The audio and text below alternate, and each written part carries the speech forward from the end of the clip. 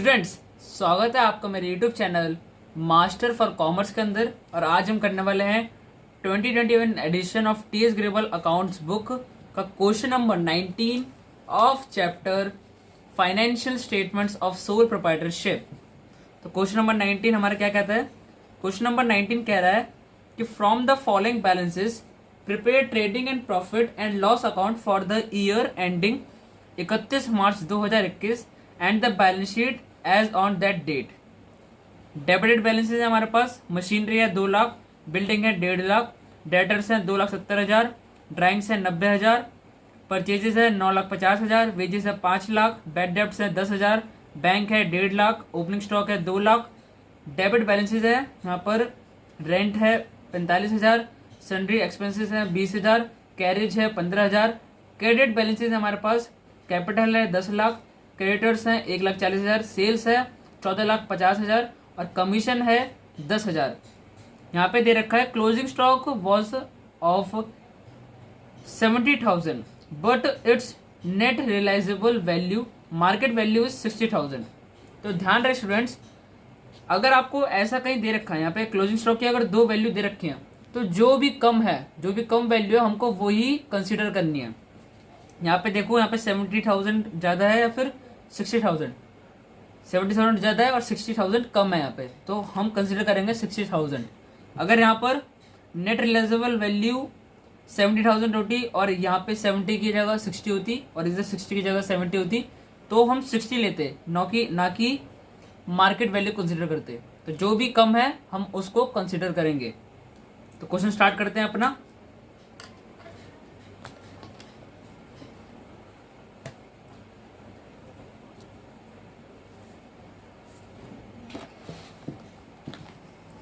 तो यहाँ पे इस क्वेश्चन के अंदर हमारे पास कोई भी नेम नहीं दे रखा है, तो नेम वाले कॉलम को हम यहाँ पे डाल देंगे डैश। यहाँ डाल दिया हमने डैश, क्योंकि नेम वाले कॉलम में किसी का नेम नहीं है।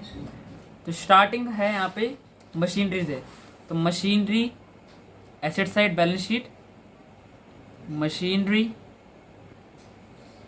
है 2 लाख, 2 लाख की मशीनरी हो गई है। इसके बाद है बिल्डिंग में हमारे लिए एसेट है, तो बिल्डिंग, और बिल्डिंग की वैल्यू है 1,50,000। इसके बाद गिवन हमारे पास डेटर्स, तो डेटर्स भी हमारे लिए एसेट है और डेटर्स की वैल्यू है 2,70,000। इसके बाद गिवन हमारे पास ड्राइंग्स, तो ड्राइंग्स हम कैपिटल में से माइनस करते हैं, तो पहले कैपिटल लगेंगे, उसके बाद माइनस ड्राइंग्स कर लेंगे। ड्राइंग्स है हमारे पास 90,000, तो 90,000 की ड्राइंग्स। इसके बाद है परचेजेस, तो परचेजेस का हम पहले पूरा फॉर्मूला बना लेंगे। स्टार्टिंग करेंगे टू ओपनिंग स्टॉक से। मैंने यहाँ पे शॉर्ट फॉर्म लिखी है, आपको पूरी फुल फॉर्म लिखनी है, नहीं तो टीचर आपके मार्क्स डिडक्ट कर सकती है। रखेंगे टू परचेज और यहाँ से लेस कर देंगे परचेज रिटर्न। यहाँ पे आएगा बाय सेल्स और माइनस कर देंगे सेल्स रिटर्न। यहाँ पे परचेजेस थे हमारे 9,50,000, 9,50,000 की हमारे पास हैं परचेजेस। इसके बाद हमारे पास वेजेस, तो वेजेस भी हमारा ट्रेडिंग अकाउंट के अंदर आएगा। टू वेजेस है 5 लाख के, 5 लाख के वेजेस। इसके बाद गिवन है हमारे पास बेड डेप्ट्स, तो बेड डेप्ट्स हमारे प्रॉफिट एंड लॉस अकाउंट के अंदर आएगा, तो बेड डेप्ट लिखेंगे, तो टू बेड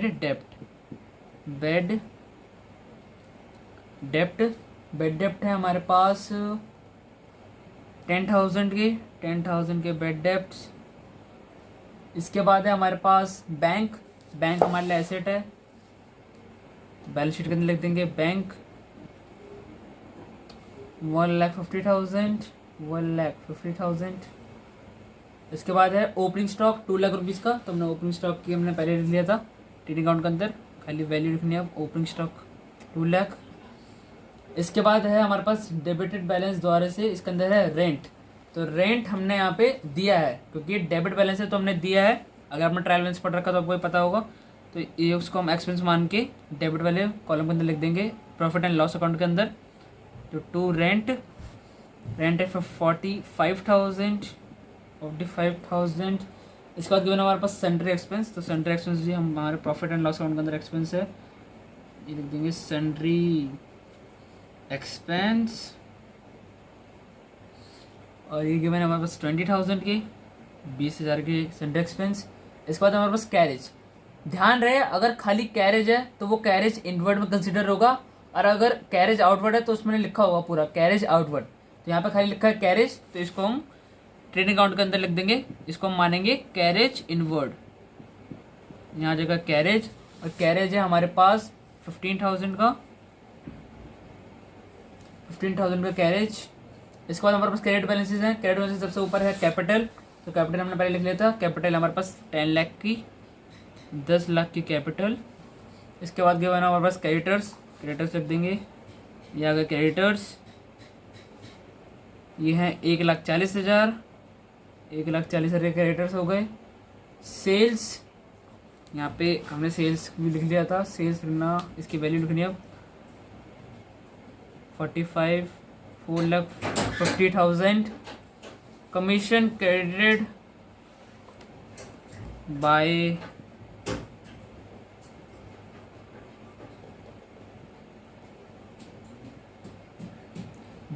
कमीशन। तो यहाँ पे खाली कमीशन लिखा है, तो इसका मतलब वो भी क्रेडिट साइड के अंदर लिखा है, मतलब कि ट्रायल बैलेंस के अंदर क्रेडिट साइड पे लिखा है, तो इसको मानेंगे कमीशन रिसीव्ड। अगर खाली कमीशन क्रेडिट बैलेंस के अंदर लिखा है तो वो मानेगा कमीशन रिसीव्ड, और अगर ये डेबिट बैलेंस के अंदर लिखा होता तो इसको माना जाता कमीशन हमने दिया है, वो रिसीव्ड नहीं होता, वो हमने दिया होता कमीशन। क्रेडिट के अंदर इनकम होती है, इनकम क्रेडिट होती है और एक्सपेंस डेबिट होते हैं। तो यहाँ पे बाय कमीशन है 10,000 की कमीशन।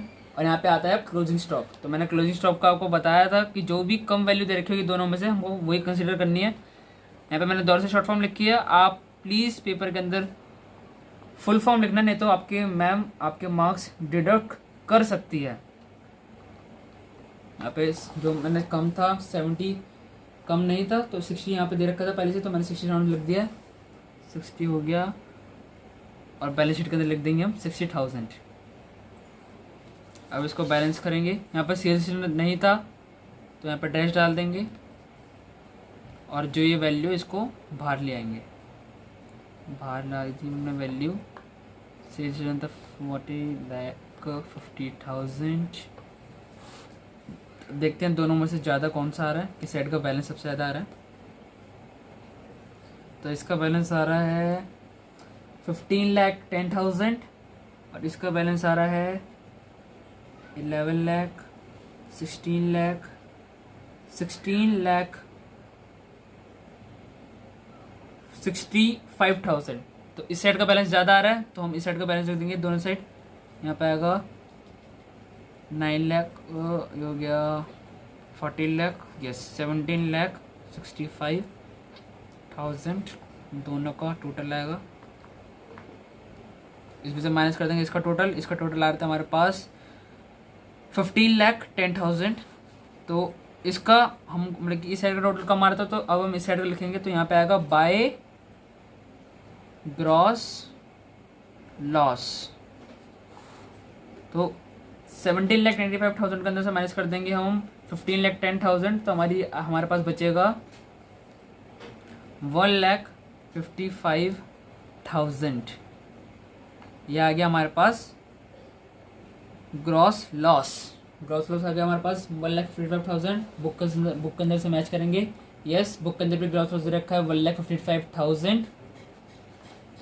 अब आ जाते हैं हम, अब इस ग्रॉस लॉस को अगर जब हम पे ग्रॉस प्रॉफिट आता था तो हम ग्रॉस प्रॉफिट को क्रेडिट साइड के अंदर ले आते थे, प्रॉफिट लॉस के अंदर क्रेडिट साइड पर लिखते थे। लेकिन यहाँ पे ग्रॉस लॉस आया है, ग्रॉस लॉस स्टेट अकाउंट के अंदर क्रेडिट साइड पर है, तो अब प्रॉफिट एंड लॉस अकाउंट के अंदर ग्रॉस लॉस आ जाएगा डेबिट साइड पर। डेबिट साइड पर लिख देंगे टू ग्रॉस लॉस 1,55,000। और अब देखते हैं किसका बैलेंस ज़्यादा आ रहा है, तो इसी साइड का बैलेंस ज़्यादा आएगा अभी भी, तो हमारा नेट लॉस निकलेगा इसका मतलब। इसका बैलेंस आएगा हमारे पास 75,000, 80, 2,50,000, 2,50,000.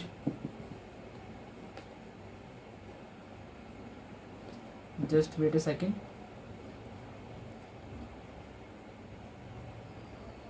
$2,30,000 आएगा हमारे पास।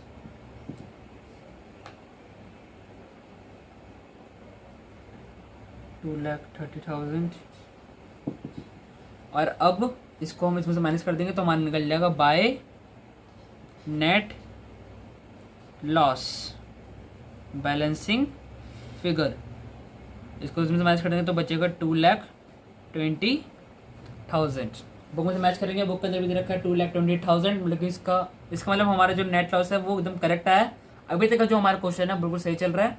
अब इस नेट लॉस को हम कैपिटल में से माइनस करेंगे, नेट प्रॉफिट को हम प्लस कर देते और नेट लॉस को हम माइनस करेंगे, तो माइनस नेट लॉस ये है 2,20,000, 2,20,000। यहाँ इसका माइनस करेंगे हम कैपिटल में से 3,10,000 को, 3,10,000 को माइनस करेंगे तो आएगा हमारे पास 6,90,000, 6,90,000। अब इन दोनों साइड का टोटल करते हैं। अगर हमारे ये मैच होते हैं तो हमारे जो क्वेश्चन है बिल्कुल सही हुआ है, बैलेंस शीट हमारी मैच हुई है। 6,90,000 के अंदर प्लस करेंगे 1,40,000, 1,40,000 मैच करेंगे तो आ जाएगा 8,30,000, 8,30,000। इसका टोटल करते हैं, ये आ जाएगा 3,50,000 और यहाँ पे आ जाएगा 5 लाख, यहाँ पे आ जाएगा 7,70,000 और 60 प्लस करेंगे तो ये भी आ जाएगा हमारा 8,30,000। तो स्टूडेंट्स आपने देखा कि हमारी बैलेंस शीट मैच हो गई है, तो इसका मतलब हमारा जो क्वेश्चन है बिल्कुल सही हुआ है। ये आपका अपना पूरा क्वेश्चन। और अगर आपको हमारी वीडियो ये अच्छी लगी तो इस वीडियो को लाइक करें। अगर आपको कोई भी डाउट आता है इस क्वेश्चन से रिलेटेड तो प्लीज़ कमेंट में जरूर बताएं कि आपको कहाँ पे डाउट आ रहा है, आपकी कौन सी जो ट्राई बैलेंस के अंदर जो कौन सी ऐसा एक्सपेंस है जो आपने गलत अकाउंट में अंदर डाल दिया है। और अगर आपको समझ में आ गया तो इस वीडियो को प्लीज़ लाइक करें, अपने दोस्तों के साथ भी शेयर करें। अगर उनको इस क्वेश्चन का आंसर नहीं आ रहा तो उनके साथ भी शेयर करें वीडियो। और देखने का बहुत बहुत धन्यवाद। Thanks for watching.